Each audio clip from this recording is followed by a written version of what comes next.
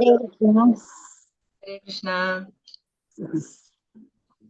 ഹരേ കൃഷ്ണ. ശ്രീ ശ്രീ രാധാ ഗോവിന്ദ മന്ദിർ ഇസ്കോൺ മാംഗ്ലൂർ നടത്തുന്ന 18 ദിവസത്തെ ഭഗവത്ഗീത ക്ലാസ്സിലേക്ക് എല്ലാം.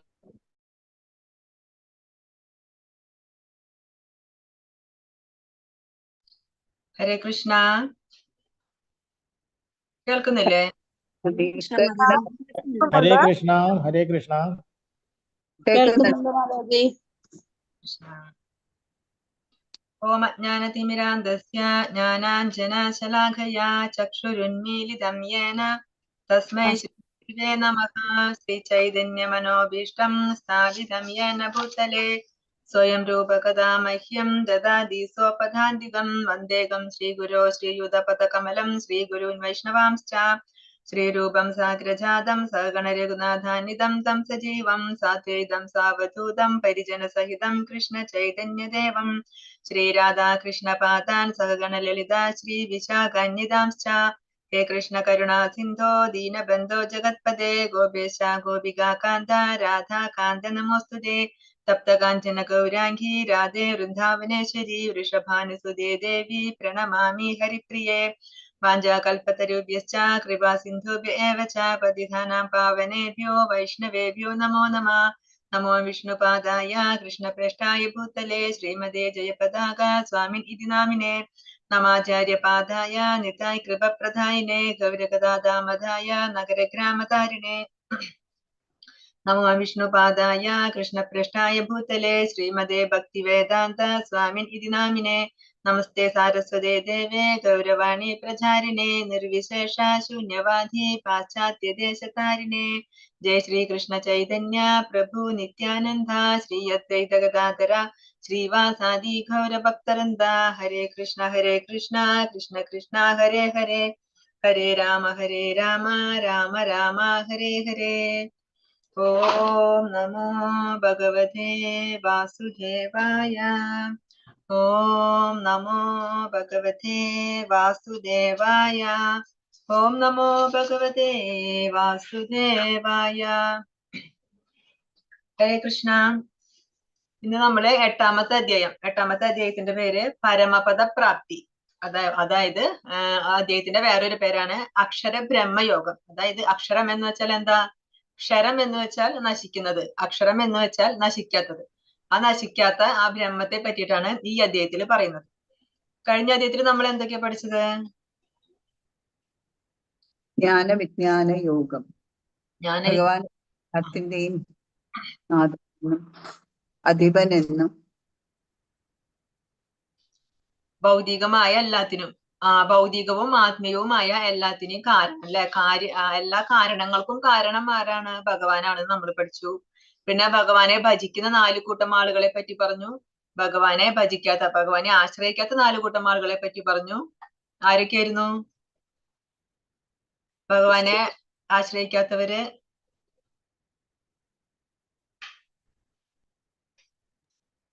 വിശ്വാസമില്ലാത്തവര്, ഈശ്വരവാദികള്.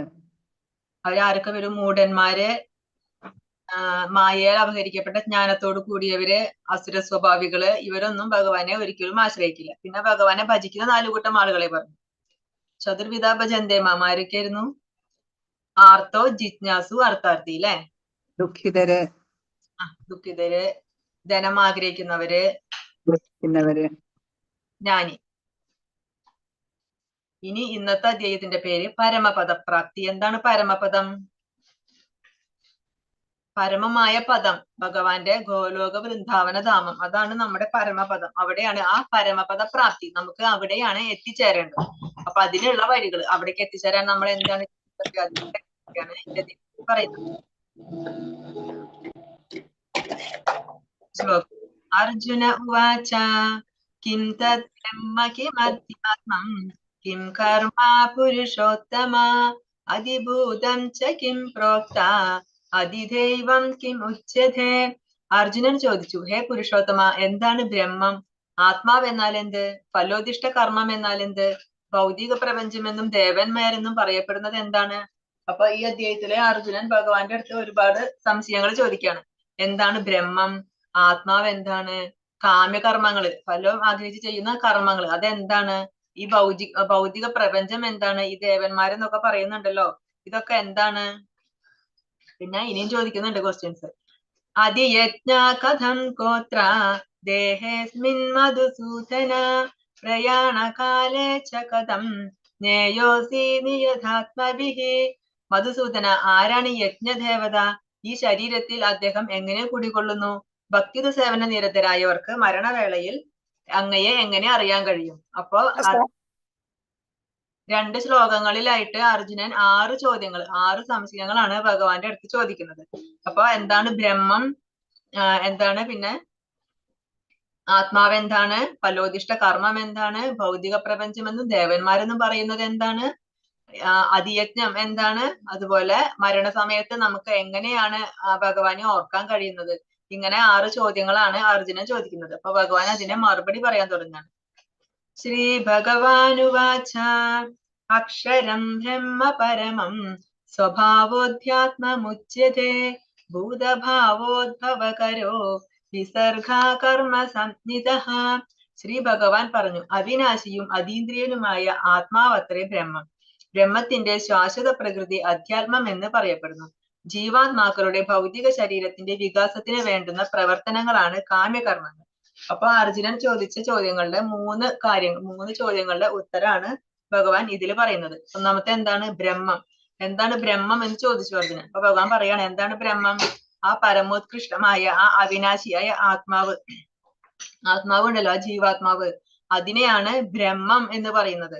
അത് ഭഗവാന്റെ അംശമാണ്. അപ്പൊ ഭഗവാന്റെ അംശമായതുകൊണ്ട് തന്നെ ഭഗവാന്റെ എല്ലാ ഗുണങ്ങളും, ആ പരമാത്മാവിന്റെ എല്ലാ ഗുണങ്ങളും ആ ജീവാത്മാവിനും ഉണ്ട്. ആ ജീവാത്മാവിനെയാണ് എന്ത് പറയുന്നത്? ബ്രഹ്മം എന്ന് പറയുന്നത്. ഇനി അടുത്തത് എന്താണ്? അധ്യാത്മം. എന്താണ് അധ്യാത്മം? സ്വഭാവ, ആ ജീവാത്മാവിന്റെ സ്വഭാവം ഉണ്ടല്ലോ, ആ ബ്രഹ്മത്തിന് ഒരു ശാശ്വത സ്വഭാവമുണ്ട്.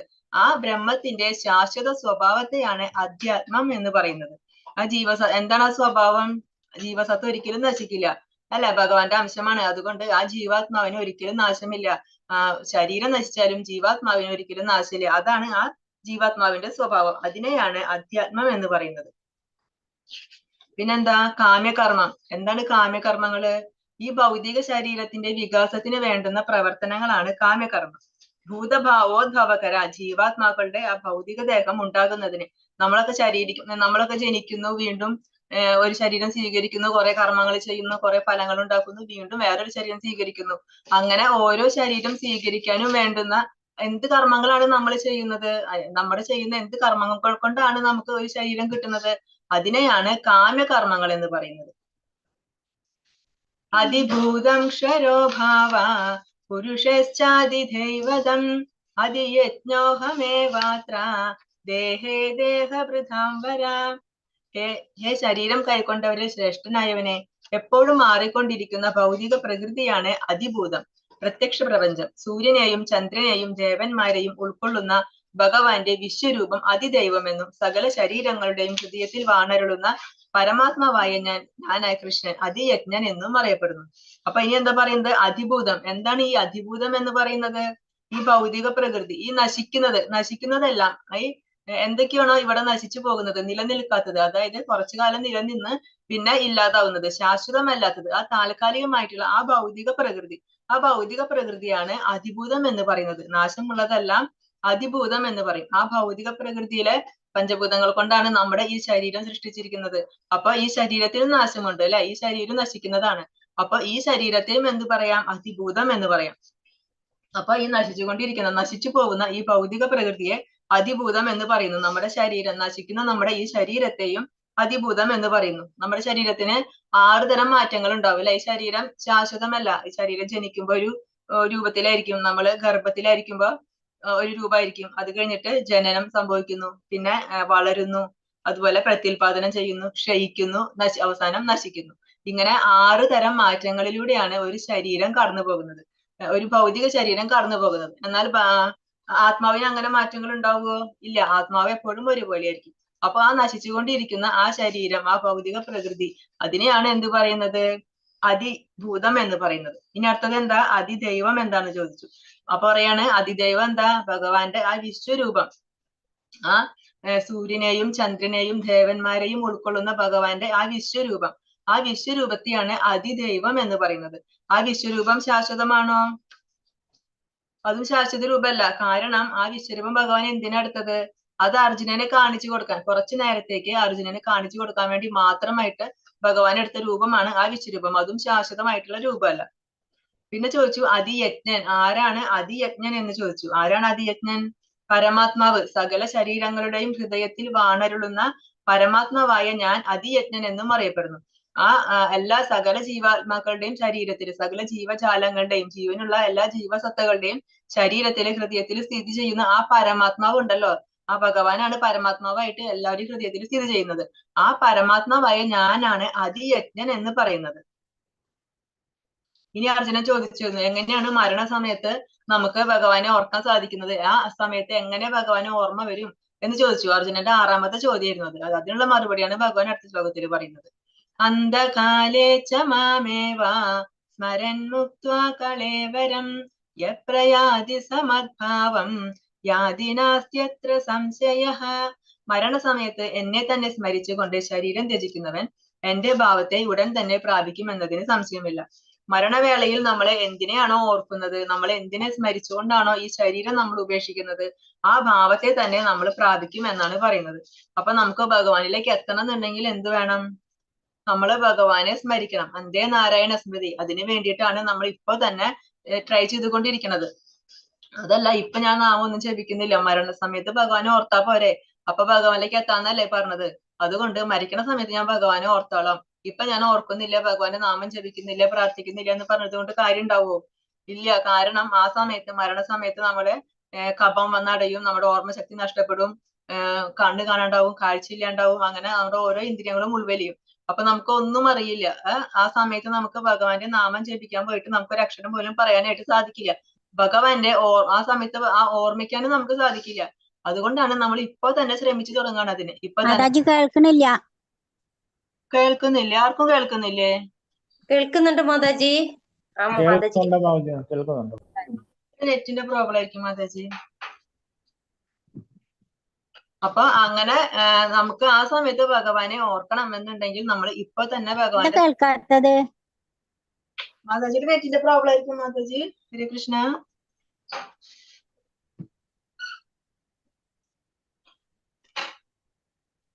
ഗീത മാജി ഒരു ടൈപ്പ് ചെയ്തിടോ ചാറ്റില്, നെറ്റിന്റെ പ്രോബ്ലം ആയിരിക്കും. ഓക്കെ മാതാജി. ഹരേ കൃഷ്ണ. കേൾക്കണില്ല.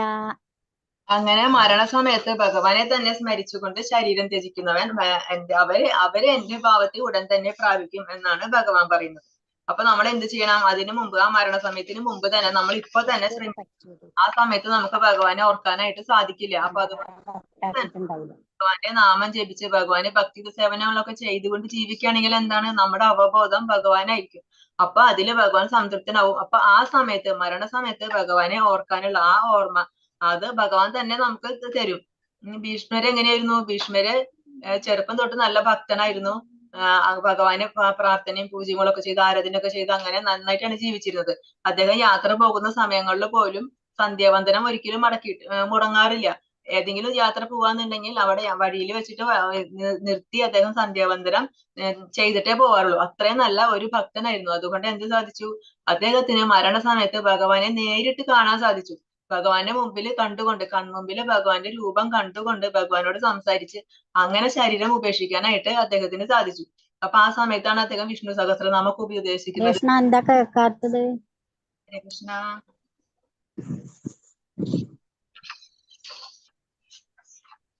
അവബോധത്തോടെ ദേഹത്യാഗം ചെയ്യുന്നവൻ ഉടനെ ഭഗവാന്റെ അതീന്ദ്രിയ ഭാവം കൈക്കൊള്ളുന്നു. പരമപാവനനാണ് ഭഗവാൻ. തന്മൂലം നിരന്തരം കൃഷ്ണാവബോധത്തോടെ ഇരിക്കുന്നവരും പരമപാവനരത്തെ. സ്മരണം എന്ന വാക്ക് ഇവിടെ സുപ്രധാനമാണ്. കൃഷ്ണാവബോധത്തോടെ ദേഹത്യാഗം ചെയ്യുന്നവൻ ഭഗവാന്റെ അതീന്ദ്രിയ ഭാവം കൈക്കൊള്ളുന്നു. കൃഷ്ണാവബോധം എന്ന് വെച്ചാൽ എന്താണ്? നമ്മുടെ അവബോധം കൃഷ്ണനാകുന്നു. അതെങ്ങനെയാണ് നമ്മുടെ അവബോധം കൃഷ്ണനാകുന്നത്? നമ്മളെപ്പോഴും ഭഗവാന് ഭക്തി സേവനങ്ങൾ ചെയ്യുക, ഭഗവാന്റെ നാമം ജപിച്ചിട്ടും ഭഗവാന് ഭക്തി സേവനങ്ങൾ ചെയ്തുകൊണ്ടും അങ്ങനെ നമ്മുടെ അവബോധം, നമ്മൾ ഭഗവാന് നിവേദിച്ച പ്രസാദം കഴിക്കുന്നു. അങ്ങനെ നമ്മുടെ അവബോധം കൃഷ്ണാവബോധമാകണം. അങ്ങനെ കൃഷ്ണാവബോധത്തോടെ ദേഹത്യാഗം ചെയ്യുകയാണെങ്കിൽ അവൻ ഭഗവാന്റെ അതീന്ദ്രിയ ഭാവം കൈക്കൊള്ളുന്നു എന്നാണ് പറയുന്നത്. ഭഗവാൻ പരമപാവനനാണ്, ആ പരമപവിത്രമാണ് ഭഗവാൻ. അതുകൊണ്ട് ഭഗവാനെ നിരന്തരം നമ്മൾ സ്മരിക്കുകയാണെങ്കിൽ, ഭഗവാന്റെ സേവനങ്ങൾ ചെയ്യുകയാണെങ്കിൽ ആ നമ്മളും പവിത്രീകരിക്കപ്പെടും. നമ്മൾ ഭഗവാന്റെ നാമം ജപിക്കുന്നതിലൂടെ നമ്മളെ മാലിന്യങ്ങളൊക്കെ അകന്നു പോകും. അങ്ങനെ നമ്മളും പവിത്രീകരിക്കും. അപ്പൊ അതിന് എന്ത് വേണം? നമ്മൾ ഭഗവാനെ സ്മരിക്കണം. ഭക്തിപൂർവമായ സേവനത്തിലൂടെ കൃഷ്ണാവബോധം പുലർത്തി പോരാത്ത ഒരു ജീവന് പവിത്രതയില്ലാത്തത് കൊണ്ട് കൃഷ്ണസ്മരണ സാധ്യമാവില്ല. അപ്പൊ അർജുനൻ ചോദിച്ചു, മരണസമയത്ത് എങ്ങനെയാണ് ഭഗവാനെ ഓർക്കാനായിട്ട് സാധിക്കുക? അതാണ് ഭഗവാൻ പറയുന്നത്, കൃഷ്ണാബോധത്തോടെ ദേഹത്യാഗം ചെയ്യണം. അതിനെന്ത് വേണം? നമ്മൾ ഭഗവാന് സേവനങ്ങൾ ചെയ്ത് ഭഗവാനെ പ്രാർത്ഥിക്കുക,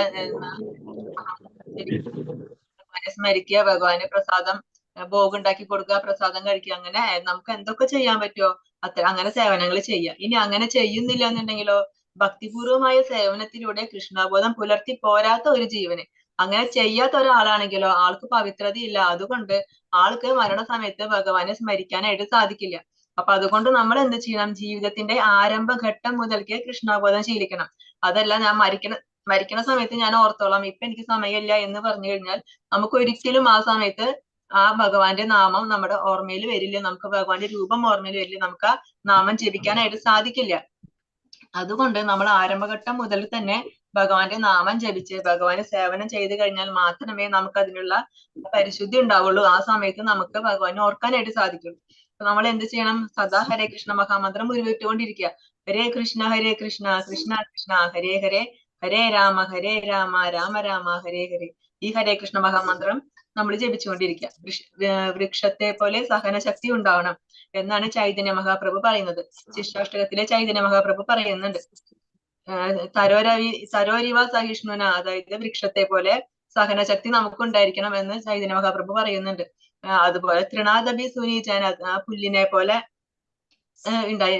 പുല്ലിനെ പോലെ ആയിരിക്കണം. അതുപോലെ വൃക്ഷത്തെ പോലെ സഹിഷ്ണുത ഉണ്ടായിരിക്കണം. തൃണാദബി സുനീചന തരോരബി സഹിഷ്ണുന അമാനിന മാനധേന കീർത്തനീയ സദാ ഹരി. അങ്ങനെ പറയുന്നുണ്ട് ശ്രീ ശിഷ്ടാഷ്ടകത്തില്. ഹരേ കൃഷ്ണ നാമം ജപിക്കുന്ന ഒരു വ്യക്തിക്ക് പല വിഘ്നങ്ങളും നേരിട്ടേക്കാം. നമ്മൾ ഹരേ കൃഷ്ണ മഹാമന്ത്രം ജപിക്കുന്ന സമയത്ത് നമുക്ക് പല തടസ്സങ്ങളും വരും. നമുക്ക് ജപിക്കാൻ പറ്റില്ല, നമുക്ക് തോന്നും അയ്യോ എനിക്ക് ജപിക്കാൻ പറ്റുന്നില്ല, നിർത്താം എന്ന് വരെ തോന്നും. അതെന്തുകൊണ്ടാ?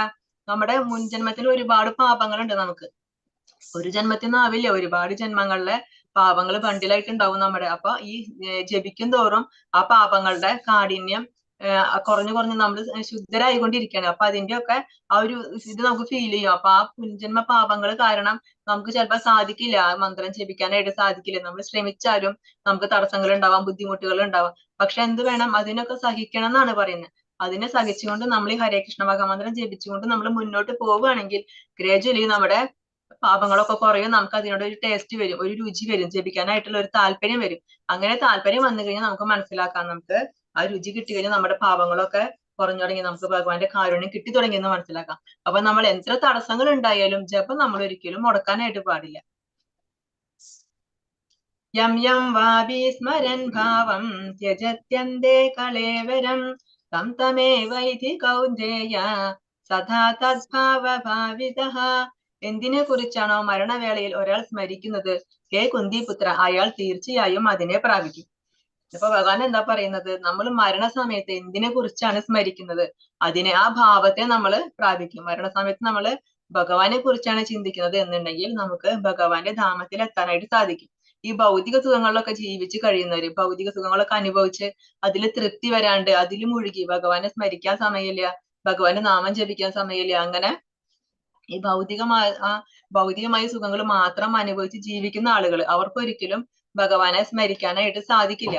അപ്പൊ അതുകൊണ്ട് അവർക്ക് വീണ്ടും ഈ ഭൗതിക ലോകത്തിൽ വീണ്ടും ജനിച്ചും മരിച്ചും അങ്ങനെ ഈ സംസാര ചക്രത്തിൽ തുടർന്നുകൊണ്ടിരിക്കേണ്ടി വരും. നമ്മൾ എന്തിനെ കുറിച്ച് സ്മരിക്കുന്നുവോ ആ ഭാവം പ്രാപിക്കുന്ന പറയുന്നത്. അപ്പൊ നമ്മൾ ഭഗവാനെ കുറിച്ച് സ്മരിച്ചാൽ മാത്രമേ നമുക്ക് മരണസമയത്ത് ഭഗവാന്റെ ലോകത്തിലേക്ക് എത്താനായിട്ട് സാധിക്കുള്ളൂ.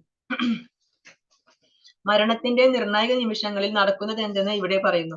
കൃഷ്ണസ്മരണയോടെ ശരീരം ത്യജിക്കുന്നവർ അതീന്ദ്രിയമായ ഭഗവത് പദം പോകുന്നു. മറ്റേതെങ്കിലും സ്മരണ പുലർത്തിക്കൊണ്ട് മരിക്കുന്നവർ ഈ അവസ്ഥയിൽ എത്തുകയില്ല. മരണസമയത്ത് നമുക്ക് ഭഗവാന് ഓർമ്മ വന്നില്ല, നമുക്ക് വേറെ എന്തെങ്കിലും ആണ് ഓർമ്മ വന്നത് എന്നുണ്ടെങ്കിലോ നമ്മൾ ആ എന്തിനാണോ നമ്മൾ ഓർത്തത് അതായിരിക്കും നമ്മുടെ അടുത്ത ജന്മത്തിൽ സംഭവിക്കുക. ഈ ജന്മത്തിൽ സ്വാത്വിക ഭാവത്തോടെ ജീവിക്കുകയും കൃഷ്ണനെ നിരന്തരം സ്മരിക്കുകയും ചെയ്യുന്നവർക്ക് അന്ത്യവേളയിലും ഭഗവത് സ്മരണ ഉണ്ടാകും. അപ്പൊ നമ്മൾ ചെറുപ്പം തൊട്ട് തന്നെ നമ്മൾ ഭഗവാന്റെ നാമങ്ങൾ ജപിച്ചുകൊണ്ട് വരണം. ഇനിയിപ്പോ നമ്മളിപ്പോ കുറെ പേരൊക്കെ ഇപ്പോഴേ അറിഞ്ഞുള്ളൂ, ഇതിനെ പറ്റിയിട്ടൊക്കെ ഇപ്പോഴേ അറിഞ്ഞുള്ളൂ. അപ്പൊ നമ്മൾ ചിന്തിക്കരുത്, അയ്യോ എനിക്ക് ചെറുപ്പം തൊട്ട് ജപിക്കാൻ പറ്റിയില്ല, ഇപ്പൊ തന്നെ എനിക്ക് ഇത്ര പ്രായമായി, ഇനി എനിക്ക് സാധിക്കില്ലല്ലോ, അതുകൊണ്ട് ഞാൻ ജപിക്കില്ല, അങ്ങനെ ചിന്തിക്കരുത്. നമ്മൾ ഈ ജന്മത്തിൽ എത്ര ജപിച്ചാലും അത് നമുക്ക് അടുത്ത ജന്മത്തിലേക്ക് കൊണ്ടുപോകാനായിട്ട് സാധിക്കും. അപ്പൊ അതുകൊണ്ട് എപ്പോഴാണോ നമ്മൾ അറിയുന്നത്, ഈ കൃഷ്ണോപദേശത്തെ പറ്റി നമ്മൾ എപ്പോഴാണോ അറിയുന്നത്, അത് അറിയുന്ന നിമിഷം തൊട്ട് നമ്മൾ അതിലേക്ക് എത്താനുള്ള ശ്രമം തുടങ്ങിക്കൊണ്ടിരിക്കണം. ആധ്യാത്മികമായി ഭഗവത് സേവനത്തിൽ മുഴുകി ജീവിതം നയിച്ച ഒരാൾക്ക് അടുത്ത ജന്മത്തിൽ ഭൗതിക ദേഹമല്ല ആധ്യാത്മിക ദേഹമായിരിക്കും ലഭിക്കുക. അത് എവിടെയായിരിക്കും ആധ്യാത്മിക ദേഹം ലഭിക്കുക? ഭഗവാന്റെ ലോകത്തിൽ ഭഗവത് ധാമത്തിൽ എത്തുമ്പോഴാണ് നമുക്ക് ആധ്യാത്മിക ദേഹം ലഭിക്കുന്നത്. ആ ദേഹത്തിന് ഒരിക്കലും നാശം ഉണ്ടായിരിക്കില്ല. ഈ ഭൗതിക ദേഹം ശരീരം നശിക്കുന്നത് പോലെ ആ ശരീരം ഒരിക്കലും നശിക്കില്ല. അത് അതീന്ദ്രിയമായിരിക്കും. അതില് പ്രായം വരില്ല, വയസ്സാവില്ല, അസുഖങ്ങൾ വരില്ല, വേദനകൾ വരില്ല. ശാശ്വതമായിട്ടുള്ള രൂപമായിരിക്കും. നിരന്തരമായ ഹരേ കൃഷ്ണ കൃഷ്ണ കൃഷ്ണ ഹരേ ഹരേ, ഹരേ രാമ രാമ രാമ ഹരേ ഹരേ എന്ന നാമജപം അത്രേ മരണവേളയിൽ ഒരാളുടെ മനോഭാവത്തെ വേണ്ടുന്ന വഴിക്ക് തിരിക്കാൻ ഉതകുന്ന ഉത്തമമായ മാർഗം. അപ്പൊ മരണസമയത്ത് ഒരാളെ ഓർക്കണം എന്നുണ്ടെങ്കിൽ എന്ത് ചെയ്യണം എന്ന് ചോദിച്ചു. അതാണ് ഭഗവാൻ പറയുന്നത്, ഈ നാമം ജപിക്കുക, ഈ ഹരേ കൃഷ്ണ മഹാമന്ത്രം ജപിച്ചു കഴിഞ്ഞാല് മരണവേളയിൽ ആ ആളുടെ മനോഭാവത്തിനെ ആ വേണ്ടുന്ന വഴിക്ക് എന്താണ് വേണ്ടത്? നമുക്ക് വേണ്ടത് ഭഗവത് സ്മരണയാണ് അല്ലെ? അപ്പൊ ആ ഭഗവത് സ്മരണയിലേക്ക് നമ്മളെ തിരിക്കാൻ ഉതകുന്ന ആ മാർഗം ഈ ഹരേ കൃഷ്ണ മഹാമന്ത്രമാണ്. ഇത് ജപിച്ചു കഴിഞ്ഞാൽ ആ സമയത്ത് നമുക്ക് ഭഗവാനെ സ്മരിക്കാനായിട്ട് സാധിക്കും. ഇത് ഭരത മഹാരാജാവാണ്. ആരായിരുന്നു ഭരതൻ? ശകുന്തളയുടെയും ദുഷ്യന്തന്റെയും പുത്രനായിരുന്നു ഭരത മഹാരാജാവ്. ഇദ്ദേഹം നല്ലൊരു രാജാവായിരുന്നു, രാജർഷിയായിരുന്നു. ഋഷി പോലെ ജീവിതം നയിച്ച ഒരു രാജർഷിയായിരുന്നു. ഇദ്ദേഹത്തിനാണെങ്കിൽ ഇദ്ദേഹം ഭരിച്ചത് കൊണ്ടാണ് നമുക്ക് ഈ ഭാരതം എന്ന പേര് വരെ വന്നത്. അപ്പൊ നമുക്ക് മനസ്സിലാക്കാം അല്ലെ, അപ്പൊ അത്രയും നല്ല ഭരണമാണ് അദ്ദേഹം കാഴ്ചവെച്ചിരുന്നത്. അത്രയും നല്ല ഭക്തനായിരുന്നു, നല്ല പ്രജകളെ നന്നായിട്ട് പരിപാലിച്ചിരുന്നു. അങ്ങനെ അദ്ദേഹം ഒരു പ്രായമായി കഴിഞ്ഞപ്പോ എന്ത് ചെയ്തു? ഈ രാജ്യം മക്കൾക്ക് കൊടുത്തിട്ട് അദ്ദേഹം വാനപ്രസ്ഥത്തിന് പോയി, കാട്ടിലേക്ക് പോയി. പിന്നെ അദ്ദേഹം വിചാരിച്ചു ഇനി ബാക്കിയുള്ള ജീവിതം ഭഗവാന്റെ സേവനങ്ങളൊക്കെ ചെയ്ത് ഭഗവാനെ മാത്രം സ്മരിച്ച്, എന്തിനീ വാനപ്രസ്ഥം സ്വീകരിച്ച് പോകുന്നത്? കുടുംബവുമായിട്ടുള്ള ഭൗതികമായിട്ടുള്ള എല്ലാ ബന്ധങ്ങളും ഉപേക്ഷിച്ചിട്ട് ഭഗവാനെ മാത്രം സ്മരിച്ച് ആ ഭഗവത് ധാമത്തിലേക്ക് എത്തുക. അങ്ങനെ ജീവിച്ച് മരിച്ച് മരണ സമയത്ത് ഭഗവാനെ ചിന്തിച്ചുകൊണ്ട് മരിച്ച് ഭഗവത് ധാമത്തിലേക്ക് എത്തുക, അതാണ് ലക്ഷ്യം. അതിനു വേണ്ടി അദ്ദേഹം എല്ലാം ഉപേക്ഷിച്ചിട്ട് കാട്ടിലേക്ക് പോയി. അങ്ങനെ അവിടെ വെച്ചിട്ട് ഭഗവാനെ ദിവസവും പൂജകളും ചെയ്ത് ഓരോ യജ്ഞങ്ങളും യാഗങ്ങളും ഒക്കെ ചെയ്ത് ഭഗവാനെ നിരന്തരം സ്മരിച്ച് അങ്ങനെ ഒരു ജീവിതം പുലർത്തിക്കൊണ്ട് പോരായിരുന്നു. ഒരു ദിവസം അദ്ദേഹം നോക്കുമ്പോ ഒരു മാനിനെ ഒരു സിംഹം ആക്രമിക്കുക. അപ്പൊ മാനാണെങ്കിൽ ഗർഭിണിയായിരുന്നു. ആ ഗർഭിണിയായ മാനിനെ ഒരു സിംഹം ആക്രമിക്കുന്നത് കണ്ടു. അങ്ങനെ ആക്രമിക്കാൻ വരുന്നത് കണ്ടപ്പോ അദ്ദേഹത്തിന് വിഷമമായി. അദ്ദേഹം വേഗം രക്ഷിക്കാൻ വേണ്ടി ചെന്നു. അപ്പോഴേക്കും ഈ മാൻ പേടിച്ചിട്ട് വെള്ളത്തിലേക്ക് ചാടി. ആ സമയത്ത് തന്നെ അത് പ്രസവിക്കുകയും ചെയ്തു. ആ മാൻ അങ്ങനെ തന്നെ ആ വെള്ളത്തില് ഒഴുകിപ്പോയി. അപ്പൊ ഭരത മഹാരാജാവ് എന്ത് ചെയ്തു? ഭരതൻ വേഗം പോയിട്ട് ആ മാൻകുട്ടീനെ എടുത്തുകൊണ്ട് വന്നു. അങ്ങനെ അദ്ദേഹം പിന്നെ ആ മാനിനെ വളർത്തി. അതിന്റെ അമ്മയില്ലല്ലോ. അപ്പൊ ഈ ഭരതൻ എപ്പോഴും ആ മാനിനെ വളർത്തിക്കുക, അതിന് വേണ്ട കാര്യങ്ങൾ ചെയ്തു കൊടുക്കുക, അതിന് ഭക്ഷണം കൊടുക്കുക, എപ്പോഴും അതിനെ പരിപാലിച്ചുകൊണ്ടിരുന്നു. അങ്ങനെ അദ്ദേഹത്തിന്റെ ശ്രദ്ധ മുഴുവൻ മാനിലായി. പിന്നെ അദ്ദേഹത്തിന് പൂജകൾ ചെയ്യാൻ സമയമില്ല, ഭഗവാന്റെ സേവനത്തിനും ഒന്നിനും സമയമില്ല. അദ്ദേഹത്തിന് മാനിന്റെ ചിന്ത മാത്രമേ ഉള്ളൂ. അങ്ങനെ ഒരു ദിവസം ഈ മാൻ പുറത്തു പോയിട്ട് തിരിച്ചു വന്നില്ല. വൈകിട്ടായിട്ടും ആശ്രമത്തിലേക്ക് തിരിച്ചു വന്നില്ല. അങ്ങനെ അദ്ദേഹം കുറെ അന്വേഷിച്ചു, കണ്ടില്ല. പിറ്റേ ദിവസം നോക്കി, പിറ്റേ ദിവസം തിരിച്ചു വന്നില്ല. അങ്ങനെ ഇദ്ദേഹത്തിന് എന്താ, ഈ മാൻ തിരിച്ചു വരാതായപ്പോ അദ്ദേഹത്തിന് ഭയങ്കര വിഷമായി. കാരണം അത്രയും അറ്റാച്ച്ഡ് ആയി, ആ മാനിനോട് ഭയങ്കര അറ്റാച്ച്മെന്റ് വന്നു. ഈ മാനിനെ കാണാതെ അവസാനം ഇദ്ദേഹം ജീവൻ ഉപേക്ഷിച്ചു. ആ മാനിനെ പറ്റി മാത്രം ചിന്തിച്ച് അദ്ദേഹം ജീവൻ ഉപേക്ഷിച്ചു. അങ്ങനെ അടുത്ത ജന്മത്തിൽ അദ്ദേഹത്തിന് ഒരു മാനായിട്ട് ജനിക്കേണ്ടി വന്നു.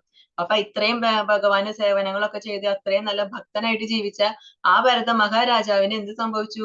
ഒരു മാന്റെ ജന്മം സ്വീകരിക്കേണ്ടി വന്നു. കാരണം എന്താ? ആ അവസാന നിമിഷത്തിൽ അദ്ദേഹം ഭഗവാനെ ചിന്തിച്ചില്ല, മാനിനെ ചിന്തിച്ചു. അപ്പൊ നമ്മൾ ആ അന്ത്യസമയത്ത് എന്തിനെ പറ്റിയാണോ ചിന്തിക്കുന്നത്, ആ രൂപത്തെ പ്രാപിക്കുന്നതാണ് പറയുന്നത്. തസ്മാത് സർവേഷു കാലേഷു മാമനുസ്മര യുധ്യ ച മയ്യർപിത മനോബുദ്ധിർ മാമേ വൈശ്യസ്യ സംശയഃ. അതുകൊണ്ട് അർജുന, ശ്രീകൃഷ്ണ രൂപത്തിൽ എന്നെ നീ എപ്പോഴും ഓർമ്മിക്കുക. അതോടൊപ്പം തന്റെ നിയത കർമ്മമായ യുദ്ധം നിർവഹിക്കുകയും ചെയ്യുക. സ്വകർമ്മങ്ങളെല്ലാം എനിക്കായി അർപ്പിച്ചും മനോബുദ്ധികൾ എന്നിൽ ഉറപ്പിച്ചും ഇരുന്നാൽ നീ എന്നെ പ്രാപിക്കും, സംശയമില്ല. അപ്പൊ അതുകൊണ്ട് മരണസമയത്ത് നമ്മൾ എന്തിനെ ചിന്തിക്കുന്നുവോ ആ ഭാവത്തെ നമ്മൾ പ്രാപിക്കും. അതുകൊണ്ട് എന്ത് ചെയ്യണം? എന്നെ ഈ ശ്രീകൃഷ്ണ രൂപത്തില് എന്നെ എപ്പോഴും സ്മരിക്കുക. അങ്ങനെ ഭഗവാനെ സ്മരിക്കുക എന്നുണ്ടെങ്കിൽ ഭഗവാന്റെ അടുത്തെത്താം, ഭഗവാന്റെ ലോകത്തിൽ എത്താനായിട്ട് സാധിക്കും. അതുകൊണ്ട് എപ്പോഴും എന്നെ സ്മരിച്ചുകൊണ്ടിരിക്കുക. അതോടൊപ്പം നീ നിന്റെ നിയത കർമ്മമായ യുദ്ധം നിർവഹിക്കുകയും ചെയ്യുക. അപ്പൊ എപ്പോഴും എന്നെ സ്മരിക്കുക, അതോടൊപ്പം നമ്മുടെ കർമ്മങ്ങൾ ചെയ്യണം. നമ്മൾ ഭഗവാന്റെ കാര്യങ്ങൾ ചെയ്ത് ഭഗവാന്റെ പൂജകളും നാമജപവും മാത്രമായിട്ട് ജീവിക്കാനല്ല ഭഗവാൻ പറയുന്നത്.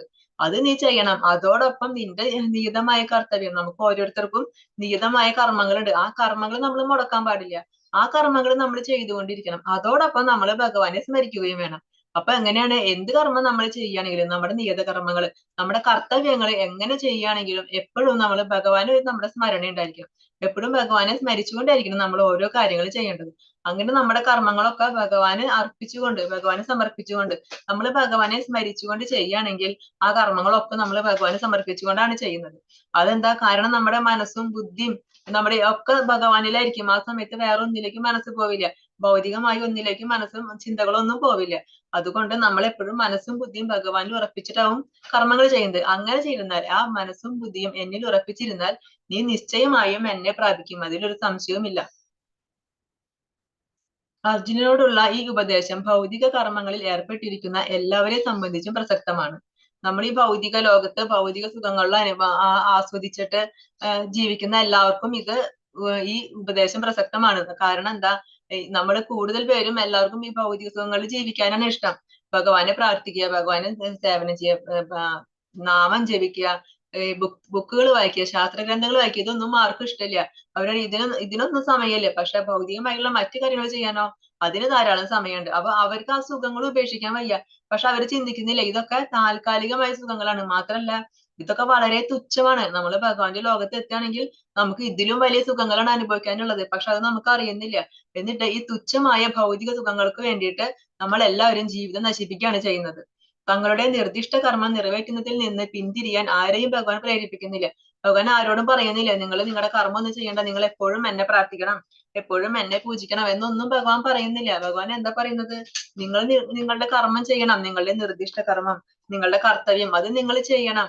അതോടൊപ്പം എന്നെ സ്മരിക്കണം എന്നാണ് ഭഗവാൻ പറയുന്നത്. ഒരാൾക്ക് ഈ പ്രവൃത്തികൾ തുടരുന്നതോടൊപ്പം ഹരേ കൃഷ്ണ മന്ത്രം ഉച്ചരിച്ചുകൊണ്ട് ഭഗവത് സ്മരണ പുലർത്തുകയും ആവാം. നമുക്ക് എപ്പോഴും ഈ മന്ത്രം ജപിച്ചുകൊണ്ടിരിക്കാം. നമുക്ക് എന്ത് കർമ്മം ചെയ്യുകയാണെങ്കിലും, നമ്മൾ കുക്ക് ചെയ്യണമെങ്കിൽ രാവിലെ കുക്ക് ചെയ്യുകയാണെങ്കിൽ നമുക്ക് ഈ ഹരേ കൃഷ്ണ മഹാമന്ത്രം നമുക്ക് മനസ്സിൽ ജപിച്ചുകൊണ്ട് കുക്ക് ചെയ്യാം. അതല്ലെങ്കിൽ ആ ജപം യൂട്യൂബിലുള്ളത് അതൊക്കെ വെച്ച് കേട്ടുകൊണ്ട് നമുക്ക് കുക്ക് ചെയ്യാൻ സാധിക്കും. നമ്മൾ കുളിക്കുന്ന സമയത്ത് നമുക്ക് കുക്ക് ചെയ്യാം. നമ്മൾ നടക്കുന്ന സമയത്ത്, നമ്മൾ എവിടെയെങ്കിലും പോവാണ്, യാത്ര ചെയ്യാണ്, നമുക്ക് ബസ്സിൽ വെച്ചിട്ടോ വണ്ടിയിൽ വെച്ചിട്ടോ കാറിൽ വെച്ചിട്ടോ എവിടെ ഇരുന്ന് വേണമെങ്കിലും നമുക്ക് ഭഗവാനെ സ്മരിക്കാം. നടക്കുന്ന സമയത്ത് ഭഗവാനെ സ്മരിക്കാം. നമുക്ക് അതിന് നമുക്ക് നിയമങ്ങളില്ല. നമുക്ക് എന്ത് കർമ്മം ചെയ്യുകയാണെങ്കിലും എപ്പോഴായാലും നമുക്ക് ഭഗവാനെ സ്മരിക്കാൻ, നമ്മൾ ഭക്ഷണം കഴിക്കുകയാണെങ്കിൽ ആ സമയത്ത് നമുക്ക് ഭഗവാനെ സ്മരിക്കാം. അപ്പൊ ഭഗവാനെ സ്മരിക്കാൻ പ്രത്യേകിച്ച് സമയം നമ്മൾ മാറ്റി വെക്കേണ്ട ലൈഫിൽ നിന്ന്. കുറച്ച് സമയം അത് ഭഗവാന് വേണ്ടി അങ്ങനെ മാറ്റി വെക്കേണ്ട. നമുക്ക് എന്ത് കർമ്മം ചെയ്യണോ അത് ചെയ്തുകൊണ്ടിരിക്കുന്ന സമയത്തൊക്കെ നമുക്ക് ഭഗവാനെ സ്മരിക്കാൻ പറ്റും. ഇത് ജീവനെ ഭൗതിക കൽമഷങ്ങൾ ബാധിക്കാതിരിക്കാനും മനോബുദ്ധികളെ ഭഗവാനിൽ ഏകാഗ്രീകരിക്കാനും ഉതകും. അങ്ങനെ നമ്മൾ എപ്പോഴും ഭഗവാനെ സ്മരിക്കുകയാണെങ്കിൽ ഈ ഭൗതിക കൽമഷങ്ങളൊന്നും നമ്മളെ ബാധിക്കില്ല. കാരണം നമ്മുടെ മനസ്സിൽ എപ്പോഴും ഭഗവാനാണ്. പിന്നെ എങ്ങനെ ഈ ഭൗതിക മാലിന്യങ്ങൾ നമ്മളെ ബാധിക്കുക? അപ്പൊ നമ്മളെപ്പോഴും ഭഗവാനെ സ്മരിച്ചുകൊണ്ട് ഓരോ കർമ്മങ്ങൾ ചെയ്യുക. അങ്ങനെ കൃഷ്ണോ നാമോച്ചാരണം ഭഗവാനെ പരമോത്കൃഷ്ടമായ ആ കൃഷ്ണ ലോകത്തിൽ എത്തിക്കുന്നത് എന്നതിന് സംശയമില്ല. അപ്പൊ നമ്മൾ ഭഗവാന്റെ നാമം ജപിച്ചുകൊണ്ട് ഭഗവാനെ സ്മരിച്ചുകൊണ്ട് ജീവിക്കുകയാണെങ്കിൽ തീർച്ചയായും നമ്മൾ ഭഗവാന്റെ നാമത്തിൽ എത്തും. അഭ്യാസയോഗയുക്തേന ചേതസാനാന്യഗാമിന പരമം പുരുഷം ദിവ്യം യാതി പാർത്ഥാനുചിന്തയൻ. എന്നെ പരമദിവ്യതമ പുരുഷനായി ആരാണോ ധ്യാനിക്കുന്നത്, ആരാണോ മാർഗത്തിൽ നിന്ന് വ്യതിചലിക്കാതെ തുടർച്ചയായി എന്നെ മനസ്സിൽ സ്മരിക്കുന്നത്, അല്ലയോ പാർത്ഥ, അയാൾ നിശ്ചയമായും എന്നെ പ്രാപിക്കും. അപ്പൊ ഇവിടെ പറയുന്ന മാർഗം ഏതാണ്? ആരാണോ മാർഗത്തിൽ നിന്ന് വ്യതിചലിക്കാതെ. ഏത് മാർഗത്തെ പറ്റിയാ പറയുന്നത്? ഭക്തിയുത സേവനം. ആ ഭക്തിയുത സേവനമാകുന്ന ആ മാർഗത്തിൽ നിന്ന് വ്യതിചലിക്കാതെ തുടർച്ചയായിട്ട് ഭഗവാനെ സ്മരിക്കുക, ഭഗവാനെ ധ്യാനിക്കുക, ഭഗവാന് പൂജകൾ ചെയ്യുക. അപ്പൊ പൂജകൾ ചെയ്യുക എന്ന് പറയുമ്പോൾ ഭഗവാനെ വിളക്ക് കാണിക്കുക, ഭഗവാന് പൂക്കൾ, തുളസിയോ അല്ലെങ്കിൽ പൂക്കളോ അർപ്പിക്കുക. ഇനി സമയം ഉണ്ടെങ്കിൽ ഒരു മാല കെട്ടി ഭഗവാന് ചാർത്താം. ഇനി നമ്മള് എന്ത് ഭക്ഷണം ഉണ്ടാക്കുന്നു അത് ഭഗവാനെ സമർപ്പിക്കാം. ഇതൊക്കെ മതി ഭഗവാൻ, ഇതൊക്കെ ഭഗവാൻ ഹാപ്പിയാണ്, ഇത്രയും മതി ഭഗവാന്. അപ്പൊ ഇതൊക്കെ നമുക്ക് ചെയ്യാൻ പറ്റുന്നതല്ലേ, ആർക്കും ബുദ്ധിമുട്ടില്ലാത്ത കാര്യങ്ങളാണ്. അങ്ങനെ നമ്മൾ എപ്പോഴും ഭഗവാനെ ധ്യാനിച്ചും ഭഗവാനെ സേവിച്ചും ഭഗവാനെ പൂജകൾ ചെയ്തും ഭഗവാനെ ഭക്തിയുത സേവനം ചെയ്യുകയാണെങ്കിൽ തുടർച്ചയായിട്ട് എന്നെ മനസ്സിൽ സ്മരിക്കുകയാണെങ്കിൽ അയാൾ നിശ്ചയമായിട്ടും എന്നെ പ്രാപിക്കുന്നതാണ് ഭഗവാൻ പറയുന്നത്. കവിം പുരാണമനുശാസിധാരം അണോരണീയാം സമനുസ്മരേദ്യ സർവസ്യ ധാതാരമചിന്യരൂപം ആദിത്യവർണം തമസഃ പരസ്താത്. സർവജ്ഞനും ആദിപുരുഷനും സകലതിന്റെയും പരിപാലകനും ഭൗതിക ഹരേ കൃഷ്ണ അചിന്യരൂപനും ഭൗതിക പ്രകൃതിക്ക് അതീതനും ആദിത്യ തേജസ്വിയുമായ വ്യക്തി എന്ന നിലയിലാണ് ഭഗവാനെ ധ്യാനിക്കേണ്ടത്. ദിവ്യനും ഭൗതിക പ്രകൃതിക്ക് അതീതനുമാണ് അവിടുന്ന്. അപ്പൊ ഭഗവാൻ സർവജ്ഞനാണ്. എന്താ സർവജ്ഞൻ എന്ന് പറഞ്ഞാല്? സർവ്വതിനെ കുറിച്ചും അറിയുന്നത്, എല്ലാത്തിനെയും കുറിച്ചുള്ള ജ്ഞാനമുണ്ട്. എല്ലാം ഭഗവാന് മാത്രമേ എല്ലാ കാര്യങ്ങളെ പറ്റി അറിയാനായിട്ട് സാധിക്കൂ. അതാണ് സർവജ്ഞൻ എന്ന് പറയുന്നത്. ഭൂതം, നമ്മുടെ എല്ലാവരുടെയും ഭൂതം, ഭാവി, വർത്തമാനം ഇതെല്ലാം ഭഗവാന് കൃത്യമായിട്ട് അറിയാം, ഓരോരുത്തരുടെയും. അതാണ് ഭഗവാനെ സർവജ്ഞൻ എന്ന് പറയുന്നത്. പിന്നെന്താണ്? ആദിപുരുഷൻ, ആദ്യമുണ്ടായത്, ഏറ്റവും ആദ്യം ഉണ്ടായതാണ് ഭഗവാൻ. ഏറ്റവും ഫസ്റ്റ് ഭഗവാനാണ് ഉള്ളത്. അതാണ് ആദിപുരുഷൻ എന്ന് പറയുന്നത്. പിന്നെ സർവ്വനിയന്താവ്, സർവ്വതിനെയും നിയന്ത്രിക്കുന്നത്. ഈ ഭൗതിക ലോകത്താവട്ടെ ഈ ആധ്യാത്മിക ലോകത്താവട്ടെ ഇവിടെ സർവ്വചരാചരങ്ങളെയും ഈ സൂര്യൻ, ചന്ദ്രൻ, മറ്റ് ഗ്രഹങ്ങള്, നക്ഷത്രങ്ങൾ, ഇതിനെല്ലാം എല്ലാത്തിനെയും നിയന്ത്രിക്കുന്നത് ആരാണ്? സർവ്വനിയന്താവ് ഭഗവാനാണ്, ഭഗവാൻ ശ്രീകൃഷ്ണൻ. പിന്നെ എന്നാ ഭഗവാന്റെ വലിപ്പം പറയുകയാണെങ്കിലോ, ഭഗവാൻ ഏറ്റവും വലുതാണോ ചോദിച്ചാൽ ഭഗവാനാണ് ഏറ്റവും വലുത്. എന്നുവെച്ചാൽ ചെറുതാണെങ്കിലോ ഏറ്റവും ചെറുത്, അണുവിനേക്കാൾ ചെറുത്. ഭഗവാനെ നമുക്ക് കാണാൻ സാധിക്കില്ല, എന്നാൽ ഏറ്റവും വലുതുമാണ്. കാരണം ഈ പ്രപഞ്ചം മുഴുവൻ നിറഞ്ഞു നിൽക്കുന്നതാണ് ഭഗവാൻ. സകലതിന്റെയും പരിപാലകൻ, ഈ ഭൗതിക ലോകത്തുള്ള ആധ്യാത്മിക ലോകത്തെയും സകലതിനെയും പരിപാലിക്കുന്നത്, നമ്മളെ നിയന്ത്രിച്ച് നമ്മളെ ഇങ്ങനെ നിലനിർത്തി കൊണ്ടുപോരുന്നത് അതാരാണ്? ഭഗവാനാണ്. എന്നാലും ഈ ഭഗവാൻ എങ്ങനെയാണ്? ഭൗതിക അനുമാനങ്ങൾക്ക് അതീതനാണ്. നമുക്ക് പറയാൻ പറ്റില്ല, ഭഗവാനെ ചിന്തിക്കാൻ പറ്റില്ല. ഭൗതിക അനുമാനങ്ങൾക്ക് അതീതനാണ്, നമ്മൾക്ക് മനസ്സിൽ ഊഹിക്കാൻ പറ്റില്ല. അങ്ങനെയാണ് ഭഗവാൻ. അതിനും അപ്പുറത്താണ് ഭഗവാൻ. അചിന്യരൂപൻ, ആ ഭഗവാന്റെ രൂപത്തെ പറ്റി നമുക്ക് ചിന്തിക്കാൻ പറ്റില്ല. നമ്മുടെ ചിന്തയില് നമുക്ക് പറ്റില്ല. കാരണം നമ്മുടെ ചിന്തിച്ച് നമ്മുടെ മനസ്സിൽ എന്താണോ എത്തുന്നത് അതൊന്നും ആയിരിക്കില്ല. അതിനുമൊക്കെ മേലെയാണ് ഭഗവാന്റെ രൂപം എന്ന് പറയുന്നത്. പിന്നെ ഈ ഭൗതിക പ്രകൃതിക്ക് അതീതനാണ് ഭഗവാൻ. ഈ ഭൗതിക പ്രകൃതിക്കും മേലെ, ആ പ്രകൃതിക്കും അതീതനാണ്. ഭഗവാന്റെ കൺട്രോളിലാണ് ഈ ഭൗതിക പ്രകൃതി. പിന്നെ ആദിത്യ തേജസ്വിയാണ് ഭഗവാൻ. ആ സൂര്യന്റെ പ്രകാശം, 1000 സൂര്യന്റെ പ്രകാശമാണ് ഭഗവാൻ എന്നാണ് പറയുന്നത്. ആ ആദിത്യ തേജസ്വിയായ വ്യക്തി എന്ന നിലയിലാണ്, ആ രീതിയിൽ നമ്മൾ ഭഗവാനെ ധ്യാനിക്കണം. അപ്പൊ നമ്മൾ ഭഗവാനെ ധ്യാനിക്കുകയാണെങ്കിൽ ഇതൊക്കെ നമ്മുടെ മനസ്സിൽ വരണം. അതാണ് പറയുന്നത്. സർവജ്ഞനാണ്, ആദിപുരുഷനാണ്, സർവ്വനിയന്താവാണ്, അണുവിനേക്കാൾ ചെറുതാണ്, സകലതിന്റെയും പരിപാലകനാണ്, ഭൗതികമായ അനുമാനങ്ങൾക്കും അതീതനാണ്, അചിന്യരൂപനാണ്, ഭൗതിക പ്രകൃതിക്ക് അതീതനാണ്, ആദിത്യ തേജസ്വിയാണ്. അപ്പൊ നമ്മൾ ഭഗവാനെ ധ്യാനിക്കുമ്പോ, ഭഗവാനെ സ്മരിക്കുമ്പോ ഇതൊക്കെ നമ്മുടെ മനസ്സിൽ വരണം. ഇതാരാണ്? ബ്രഹ്മാവ്. ബ്രഹ്മാവ് ആരാണ് എപ്പോഴും ധ്യാനിക്കുന്നത് എന്ന് അറിയാമോ? ബ്രഹ്മാവ് എപ്പോഴും ഭഗവാനെയാണ് ധ്യാനിക്കുന്നത്. എപ്പോഴും ബ്രഹ്മാവ് കണ്ണടച്ചിട്ട് ധ്യാനിച്ചുകൊണ്ടിരിക്കുന്നത് ഭഗവാനെയാണ്, കൃഷ്ണനെ. ഭഗവാനെ കൃഷ്ണ രൂപത്തിൽ കൃഷ്ണ കൃഷ്ണ ഹരേ ഹരേ എന്നാണ് ബ്രഹ്മാവ് എപ്പോഴും ധ്യാനിക്കുന്നത്. അതുപോലെ മഹാദേവൻ ആരെയാണ് ധ്യാനിക്കുന്നത്?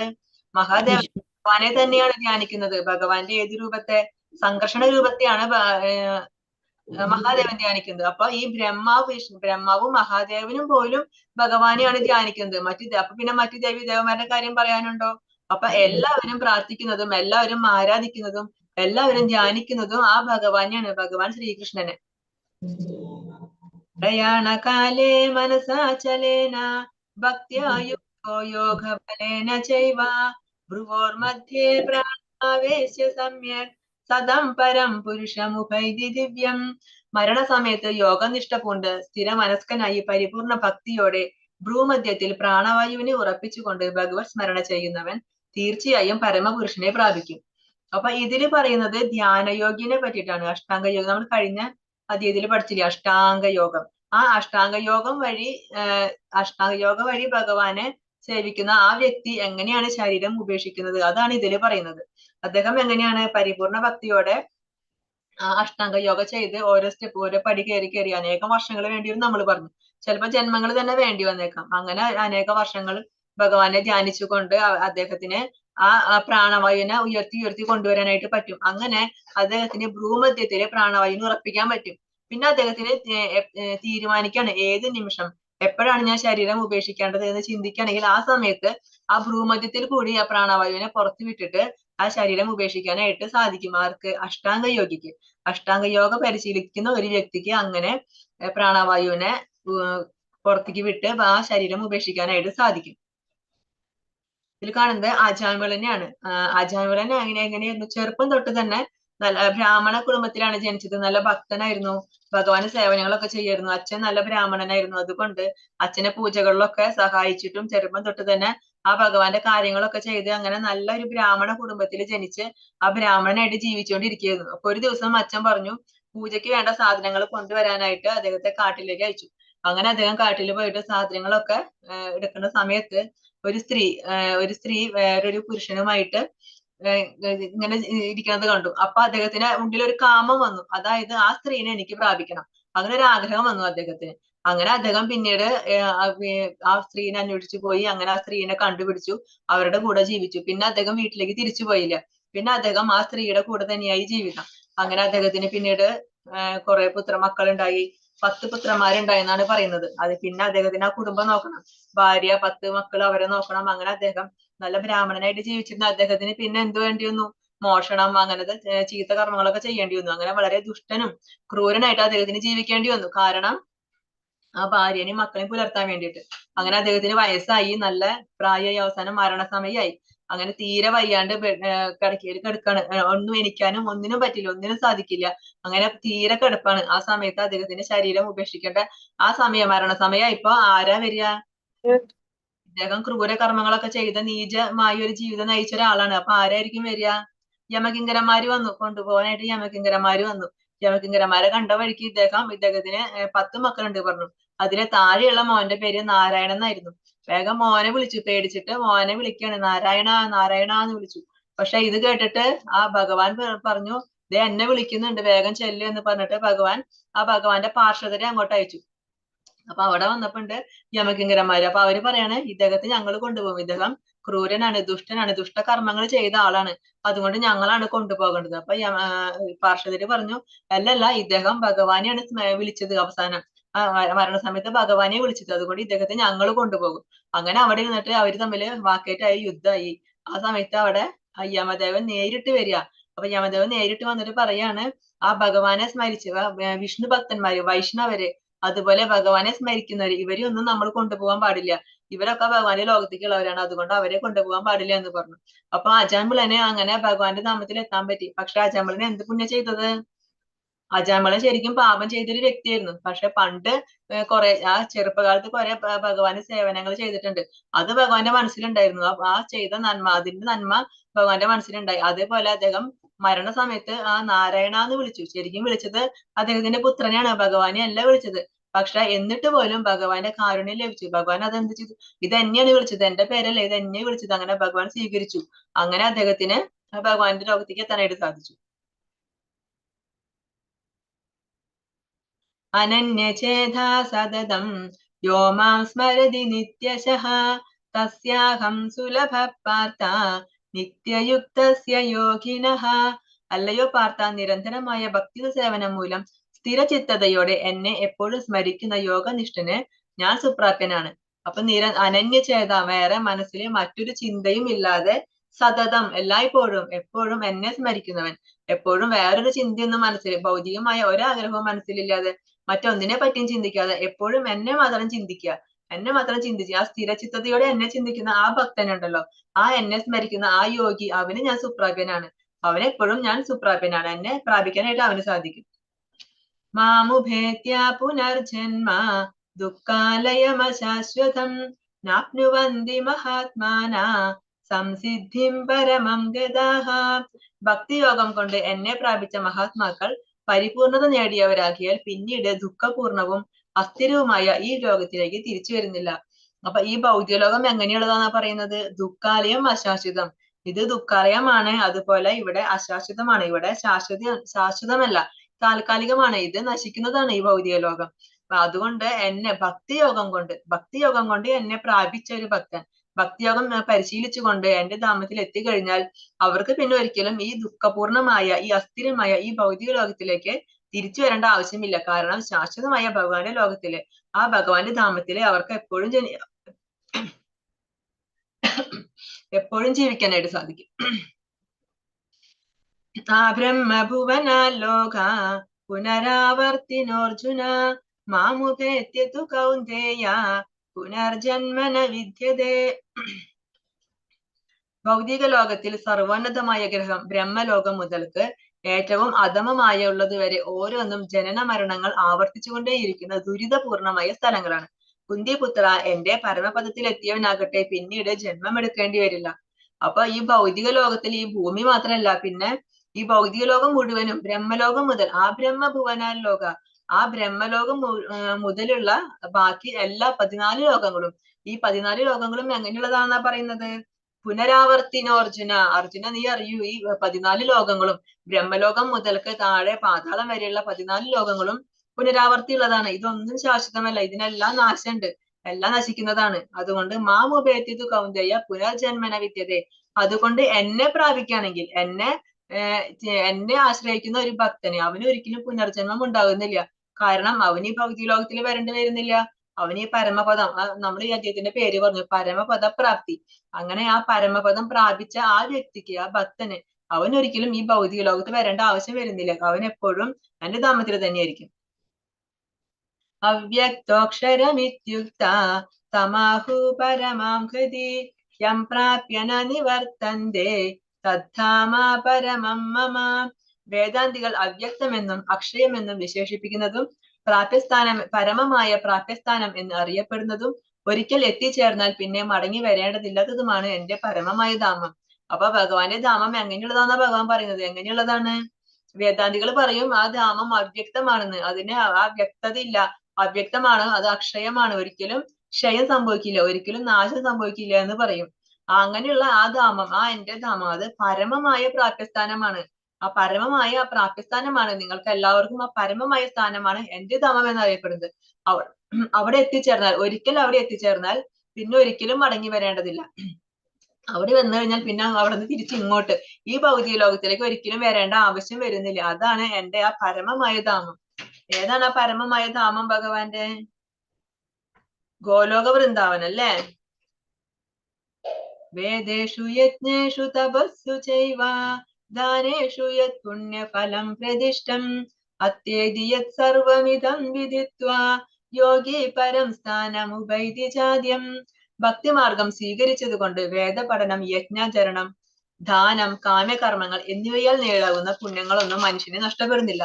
ഭഗവത് സേവനം കൊണ്ട് തന്നെ മേൽപ്പറഞ്ഞ പുണ്യഫലങ്ങളെല്ലാം ഭക്തന് ലഭിക്കുന്നു. കൂടാതെ അവസാനം അയാൾ സനാതനമായ പരമധാമത്തിൽ എത്തുകയും ചെയ്യുന്നു. ഭക്തിയുത സേവനം ചെയ്യുന്നവർക്ക് എന്തൊക്കെ ഗുണങ്ങൾ കിട്ടുന്ന പറയുന്നത്? വേദപഠനം, യജ്ഞാചരണം, വേദങ്ങൾ പഠിക്കും. ആ വേദങ്ങളും വേദശാസ്ത്രങ്ങൾ, ഉപനിഷത്തുകള്, അങ്ങനെ ഒരുപാട് ഗ്രന്ഥങ്ങളുണ്ട്. ഇതൊക്കെ പഠിക്കുന്നത് കൊണ്ടുള്ള ആ ഗുണം നമുക്ക് ഭക്തിയോഗം ശീലിക്കുന്നത് കൊണ്ട് തന്നെ സാധിക്കും. പിന്നെ യജ്ഞാചരണം, നമ്മൾ യജ്ഞം ആചരിക്കുമ്പോൾ നമുക്ക് എന്ത് പുണ്യമാണോ കിട്ടുന്നത്?